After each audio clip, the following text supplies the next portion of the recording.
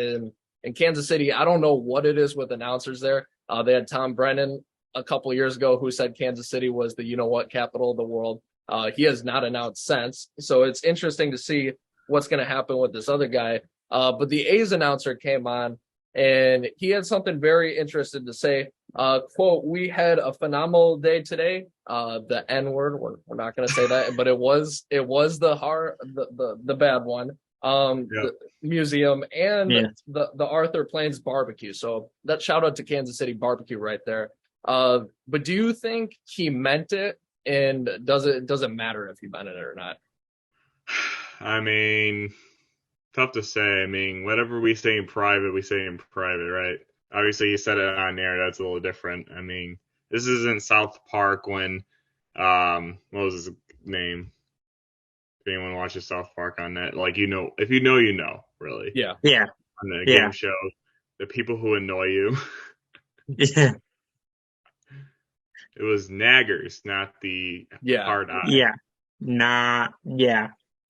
But I don't know. I mean, personally, that's just tough to say. I mean, I guess where you could see a difference, like because Negro is just as bad sometimes. You can't just go out and say it to someone. I mean, even though it means black in Spanish and all that kind of stuff. Yeah, it's just tough to say in my opinion. Whatever could have been, so I get it. Some people mess up their words and all that, but I don't know. I mean, he probably definitely. When you say it a lot, you probably meant, like, he probably says it a lot, personally. Probably not on TV, but he probably says it a lot, and that's probably why he said it. Yeah, Jake, what do you think? Yeah, man, I think he meant to say Negro, obviously talking about the museum. I think, unfortunately, he mixed up his words. He said the other word that, again, we're not going to say on air, but I think he meant to say Negro.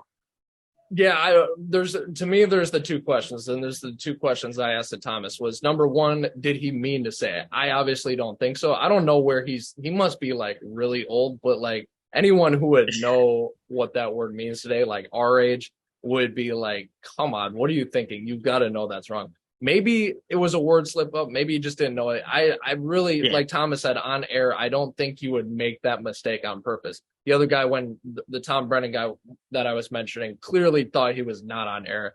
But this guy clearly thought he was. But it shouldn't matter because that is a pretty offensive word, and you can't just go around saying that. I think it should matter. I mean, they've handled it already. He's suspended. I don't think he should lose his job forever for this because, again, I clearly don't think it was intentional. But I think it should matter because, what you say on TV, I guess, has consequences. But also on the flip side, that's what people are kind of tired of.